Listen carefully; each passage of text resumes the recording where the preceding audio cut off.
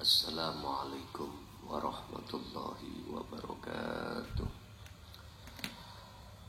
Ila hadratin Nabi Mustafa Rasulullah sallallahu alaihi wasallam wa ala alihi wa azwajihi wa dzurriyyatihi wa qurrabatihi wa ahli baitihi wa ashabil kiram wa ila jami'il anbiya wal mursalin wal awliya wa syuhada was salihin wa tabi'ina salihin ila yaumiddin wa ila abaina wa ummatina wa azdadina wa masyaikhina wa auladina wa azwajina wa dzurriyyatina wa ahli baitina wa jami'i man tabi'ana syai'ulillahi lana wa lahumul fatihah.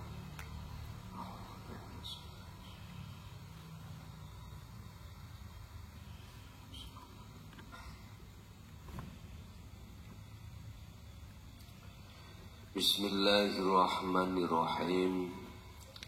Alhamdulillahi rabbil alamin wa bihi nasta'inu ala umurid dunya waddin. Asyhadu an la ilaha illallah wa asyhadu anna Muhammadan abduhu wa rasuluh. Allahumma salli wa sallim wa barik alaihi wa ala alihi wa ashabihi ajma'in, amma ba'd. Kalaulah segala hal apapun yang terjadi,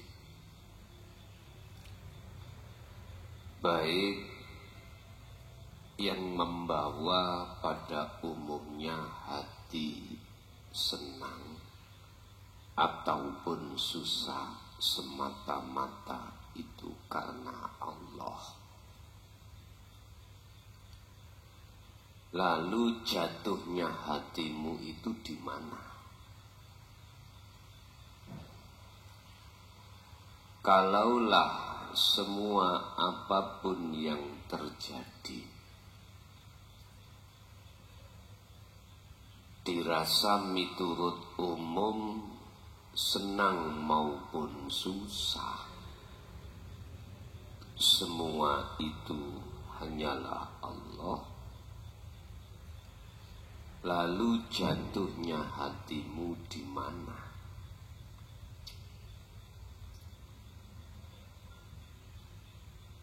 Kalau jatuhnya hatimu itu pada selain yang hidup, mengapa kau berkata karena Allah? Kalau toh hatimu sudah benar-benar jatuhnya terhadap yang esa, mengapa harus kau ucapkan?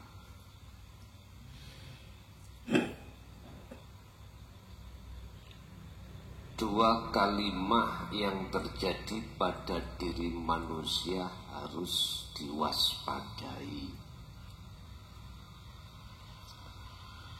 Sebab sekecil apapun keinginan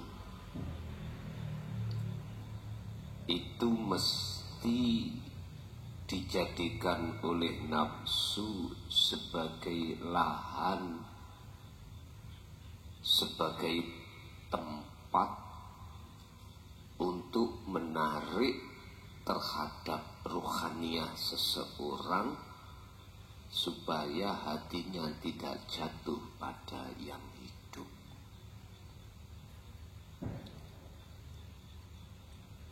Jikalau hati sudah jatuhnya pada selain yang hidup,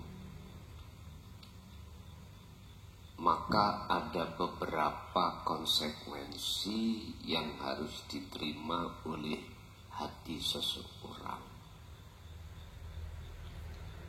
Pertama di antaranya adalah hati akan mendongkol.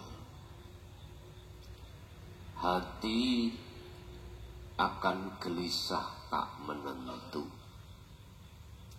Hati terasa khawatir dengan kondisi apapun. Hati yang seperti inilah Bapak Ibu disebut hati yang buta, hati yang mati, hati yang dalam cengkeraman nafsunya sendiri.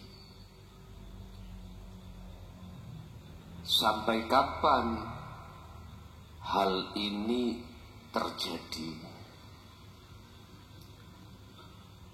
Jawabannya ya sampai di mana Anda itu menjatuhkan hatimu pada Allah. Sebab siapapun orang jikalau melewati jalannya nafsu, ujung-ujungnya pengakuan si hamba, ujung-ujungnya begitu. Kalau sifat pengakuan disebut nafsu nafsiyah ini mendominasi di dalam jagat zina, di dalam jagat hati manusia,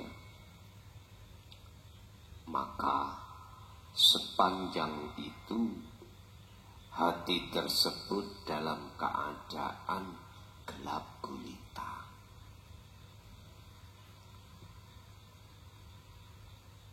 Hati nggak akan menentu, Pak. Apalagi ketika saat hati ini menerima keadaan yang kurang begitu enak. Mesti hati sampean kali kula niki tidak ada habisnya meratapi nasib dalam kegelisahan, nggak ada habisnya. Tapi beda dengan apa yang nanti kita akan bahas di dalam surah Al-Furqan ayat 58. Al-Furqan ayat 58. Ini orang-orang yang hatinya jatuh pada kebenaran, atau hati seseorang yang berjalan di atas jalan menuju dan bertemu yang hidup, atau hati yang selalu bersinar cahaya ma'rifatnya. Wa tawakkal lan pasrahno sira alal khayyi ing atase zat kang urip. Sifate al khayyi yaiku alladzi kang la yamutu, kang ora pernah ngalami kematian sapa hayyi. Jatuhkanlah hatimu terhadap yang hidup. Sifate yang hidup la yamutu, alladzi la yamutu, yang tidak pernah mengalami kematian. Lah,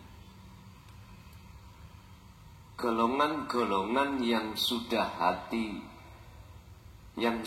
hatinya mencorong nur makrifat, cahaya makrifatnya mesti dengan mudah dan tahu bagaimana cara untuk pelepasan diri. sangatlah mudah.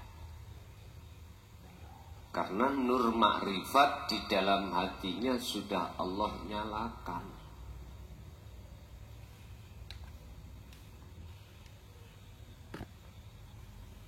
Beda dengan yang golongan pertama tadi.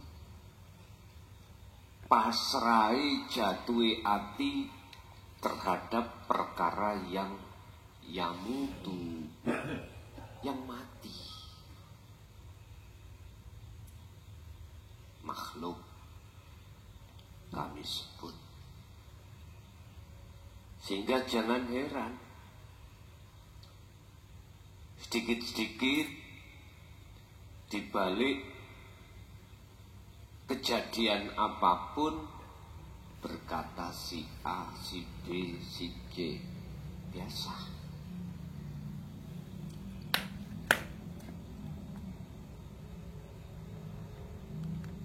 Tapi buat golongan yang nomor 2, yang dia olehnya jatuhnya hati hanya pada hidup,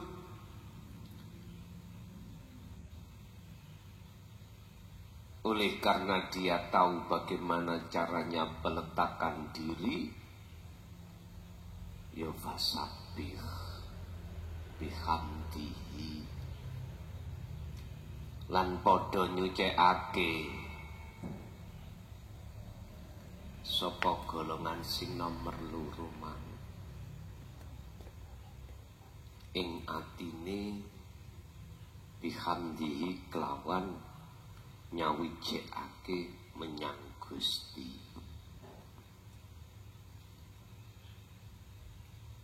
Cara untuk membersihkan hati dari pengaruh-pengaruhnya nafsu,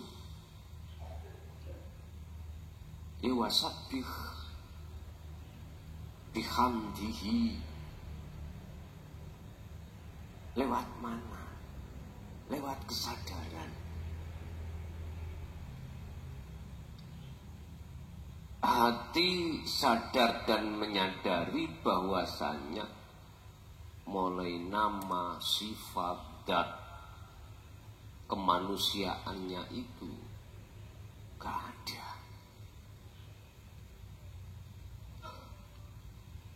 Kalau itu sudah berlaku di dalam diri seorang muslim, maka dengan sendirinya akan muncul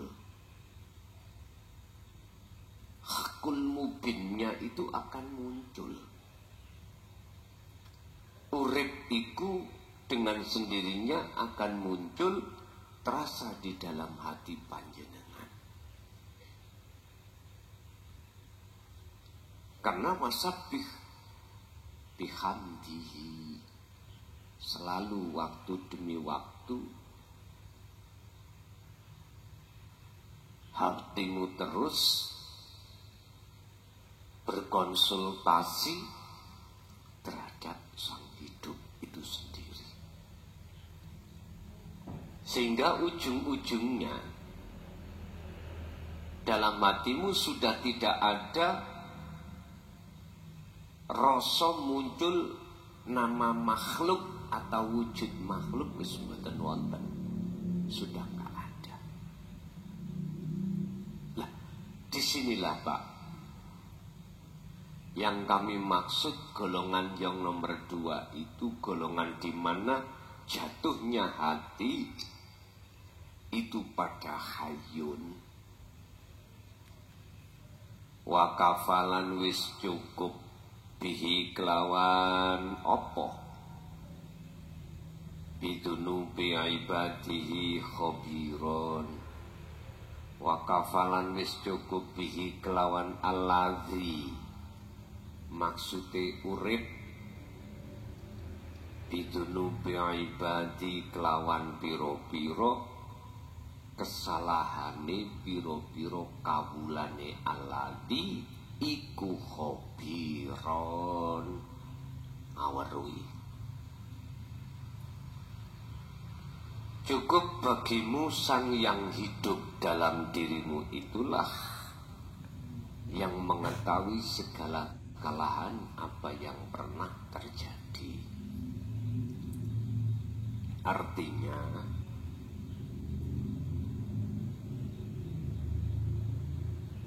apapun yang kau sembunyikan atau tidak, yang namanya hayyun iku khabiron, ngerteni apa segala yang terjadi pada dirimu. Walaupun jagatnya hati itu tidak terbatas, hayyun iku khabiron, tahu keadaan yang sebetulnya di dalam seluruh hati umat manusia. Makanya nggak bisa dibohongi. Kalau merah ya merah, kalau hijau ya hijau, begitu seterusnya. Bapak Ibu, ayat ini memberikan penegasan tentang jatuhnya hati itu harus terhadap hayyun.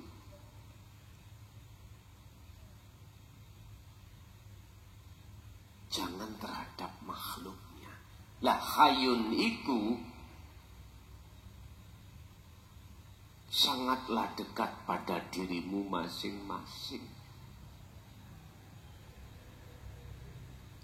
Karena hayyun itulah Bapak Ibu, semua apa yang ada pada diri jenengan satu-satunya sang yang melayani cuman hayyun itu. Baik yang terjadi pada makhluk bernyawa atau tidak bernyawa sama saja. Sebab Allah dawuh di luar surah ini, wallahu khalaqakum wa ma ta'malun. Perkara apapun yang terjadi pada diri kita sebagai makhluk itu sebetulnya yang berperan itu dheweke dhewe. Yang berperan itu hanyalah Dia, yang hayyun itu. Cara untuk menemui hayyun di dalam jagatnya hati itu Anda harus memakai rasa. Kalau tidak lewat ego tidak bisa. Harus lewat rasa. Makanya rasa ini kalau boleh saya ibaratkan seperti gaman ataupun pedang. Kalau pedang itu setiap saat dan waktu kamu asah, maka ketajaman pedang itu sudah tidak lagi diragukan.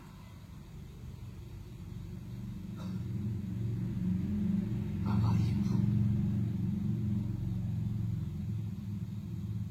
rasa itulah yang sebetul-betulnya dan sebenar-benarnya untuk mendandani iman kita yang masih ada iman selain Allah. Di dalam rasa itulah yang mendidik dan mempertajam ainul basiroh, mata hati jenengan datang Allah.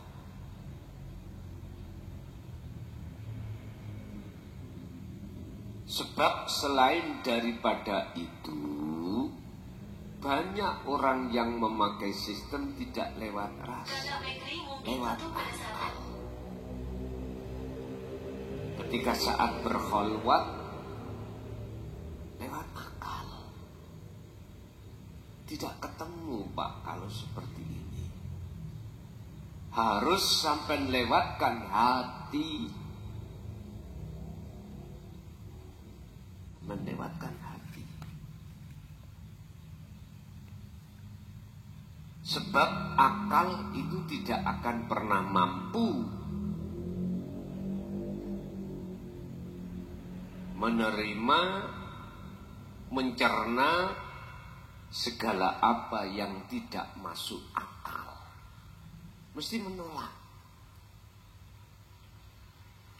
Artinya, ketika jenengan khalwat atau zuhud uzlah secara khusus,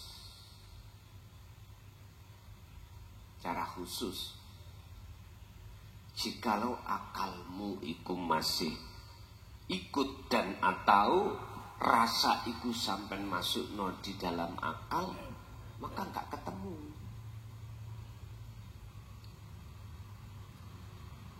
Sebab sistem yang terjadi itu di dalam diri ruh itu ada rasa, di dalam rasa ada cahaya, di dalam cahaya ada hayun atau hidup. Cukup sederhana. Jangan kau akui segala hal apa yang terjadi pada seluruh makhluk itu makhluk. Jangan.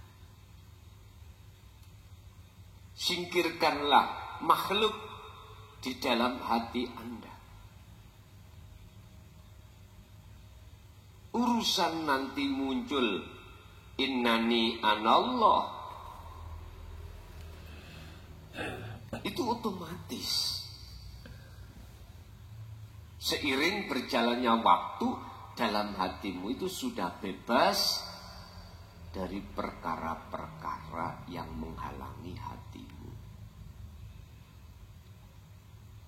Bapak Ibu, kuncinya itu cuma satu. Untuk betul-betul bahasa likok ketemu sang yang hidup di dalam diri Anda, cukup sederhana. Asah pedangmu, asah pikirmu. Dengan begitu nanti dengan sendirinya akan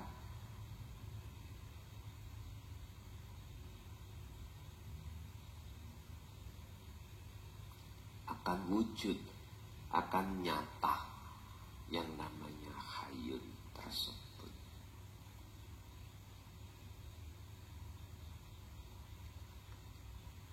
Bapak Ibu hadirin jamaah rahimakumullah.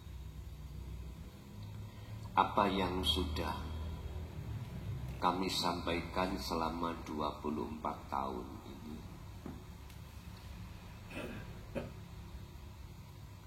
yang dalam satu sisi sudah banyak yang paham,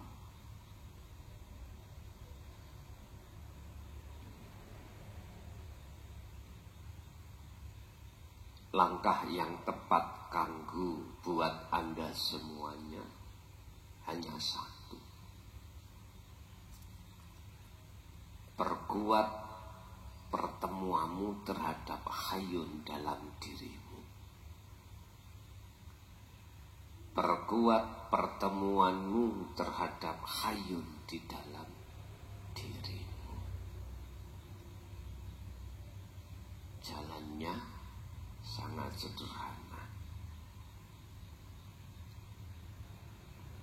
Jangan pernah kau akui kewujudan makhluk di dirimu. Sekalipun banyak orang yang mengatakan wujudnya makhluk karena diwujudkan hayun. Biarlah itu proses mereka.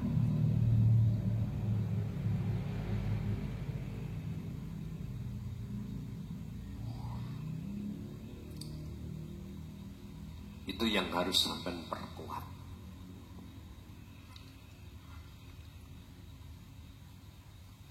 Lebih-lebih ketika saat jenengan dihadapkan waktu, masa atau zaman yang zaman itu sangat tidak diharapkan oleh banyak manusia pada umumnya. harus jenengan siasati biar tidak menjadi korban kelicikan nafsu di dalam diri kita masing-masing. Sebab cara nafsu dengan licik untuk menghalangi dirimu supaya tidak jatuhnya pada hayun, itu berbagai faktor. Digunakanlah satu umpan oleh nafsu yang bernama amwal. Bagaimana hatimu itu butuh terhadap kehidupan kesenangan dunia. Dimunculkan di dalam hatimu sebuah need atau kehendak untuk bersuka terhadapnya. Ini faktor lewat mal, amwal. Akhirnya apa-apa. Lebih-lebih ketika saat kita itu di posisi sudah berkeluarga, sudah punya tanggung jawab, baik istri ataupun anak-anak. Nah, disinilah kondisi yang sangat rentan dijadikan nafsu untuk menghalang-halangi ruhaniyah kita supaya tidak sampai pada Allah. Yang kedua, faktor yang dijadikan oleh nafsu sebagai umpan terhadap ruhaniyah kita, faktor yang kedua bil ulum, berbagai macam bentuk ilmu. Lebih-lebih ilmu yang bisa untuk dijadikan sebagai mudahnya datangnya satu kebutuhan jasmani. Apa? Ilmu apa? Semua ilmu. Terutama ilmu ketablekan. Ilmu yang dibuat untuk bertablet. Tablet itu dakwah.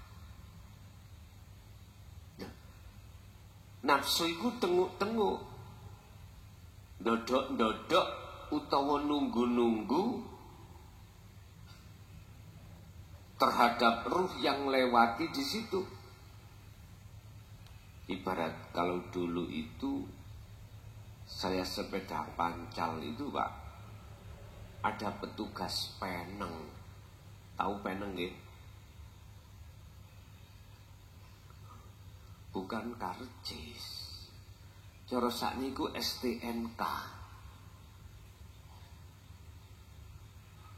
Biasa itu ada di masuk jalan ke pasar biasa. Wedi Pak. Sifat kuping nek konangan wong iku. Kadang orang 3, orang 2. Nah, sama nafsu juga begitu. Kan sudah ditulis oleh Allah dalam Al-Quran dengan bahasa wa yasudduna an sabilillah, menghalang-halangi. Nafsu utawa iblis kasar utawa iblis halus semuanya. Terang-terangan Pak itu.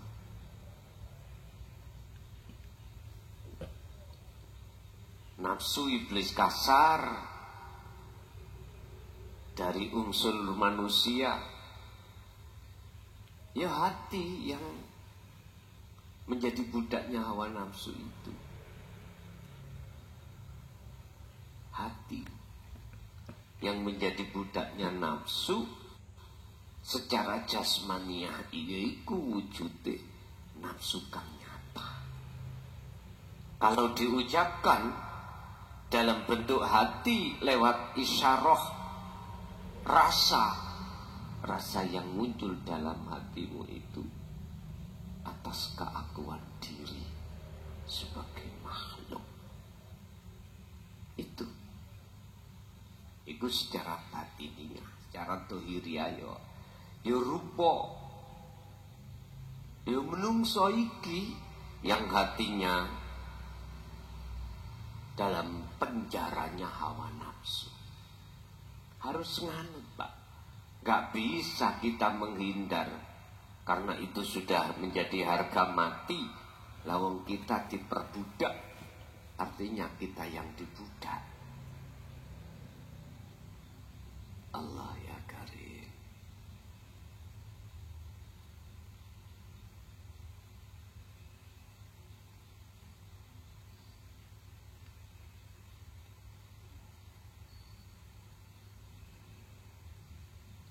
Bapak Ibu hadirin jamaah rahimakumullah, sebagai kesimpulan, jatuhkanlah hatimu pada urip di dalam dirimu sendiri.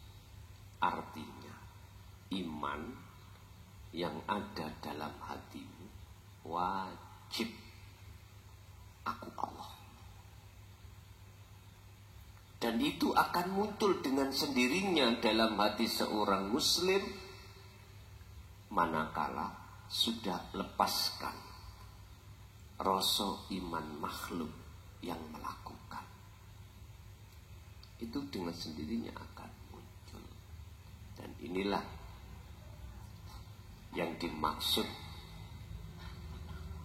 la yamutu, yang tidak pernah mengalami satu kematian.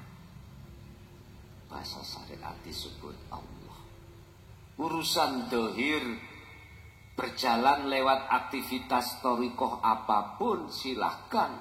Sing penting ruhaniyah hati jenengan iki udah. Rasa sing muncul iku rasa aku Allah, bukan rasa aku makhluk. Mekaten menawi wonten sing tekok monggo.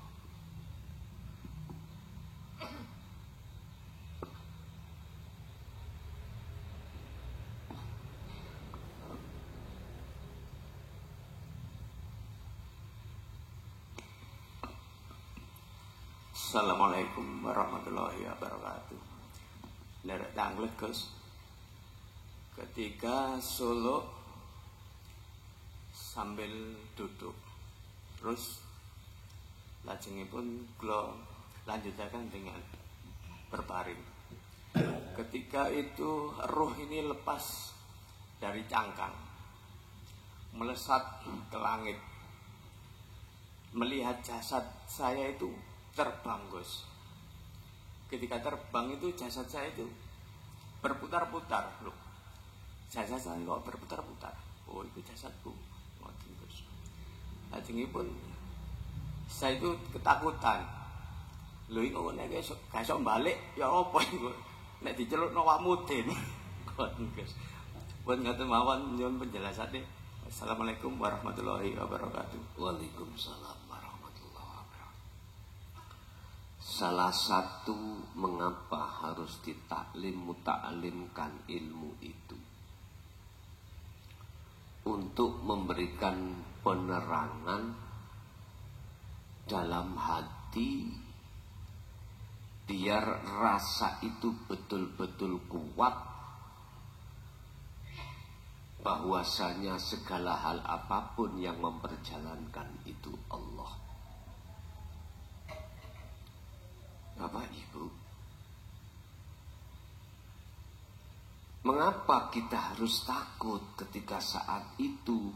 Karena jawabannya, sepanjang rohaniyah itu belum estu jatuh pada hayun, sepanjang itu nafsu tetap gandoli.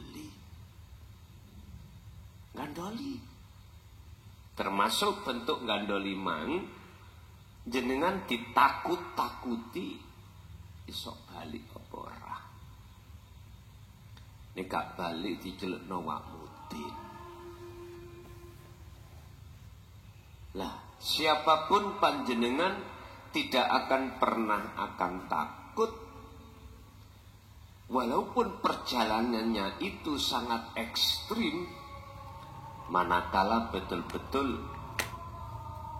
keihsanan iman jenengan iki sudah terjaga. Dikir rosok itu betul-betul sudah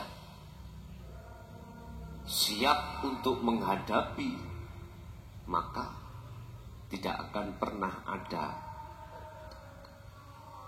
kebiarin nafsu lewat menakut-nakuti kita untuk tidak lekas berjalan terus ke depan. Ndak. Bila mana masalah itu kok yo estu gak balik, ya wis waktune. Kan sudah dikatakan kullu nafsin dha'iqatul maut. Ya sudah. Apakah wajar seseorang itu ada rasa takut? Wajar. Wajar. Dan itu menunjukkan ayat tanda. Mohon maaf jikalau zikir kita kurang maksimal. Jika pertemuan terhadap khayun itu kurang maksimal. Justru mestinya ketika jenengan iki keluar dari raga, naik ikut tambah seneng. Hati mesti tambah seneng.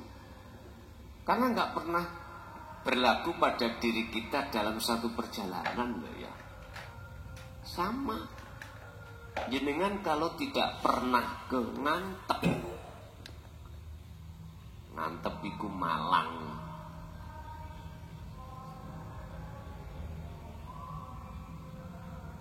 wisata religi. Sampai ketika perjalanan itu seneng melihat keindahan kiri kanan gunung, hutan. Tapi kalau sudah biasa bagaimana? Yes, biasa-biasa saja. Makanya mengapa kita jauh-jauh kok ke sana? Karena belum tahu, belum pernah.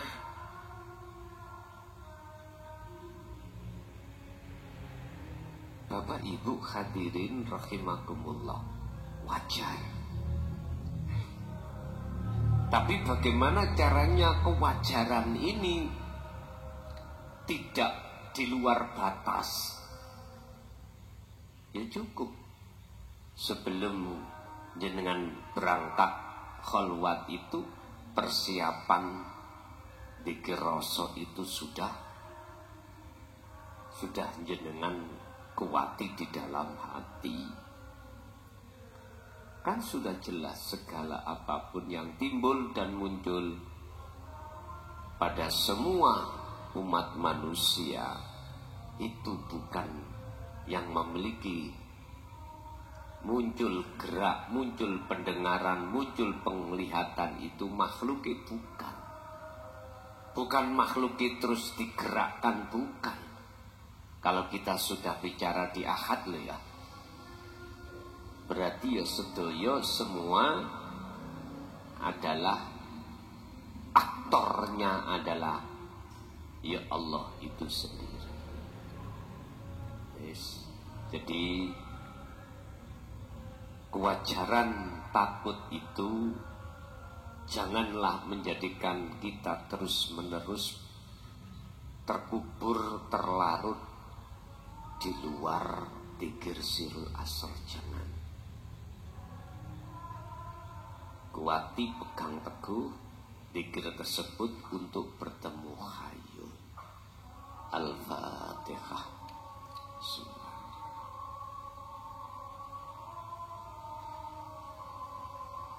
Akhirul kalam. Assalamualaikum warahmatullahi wabarakatuh.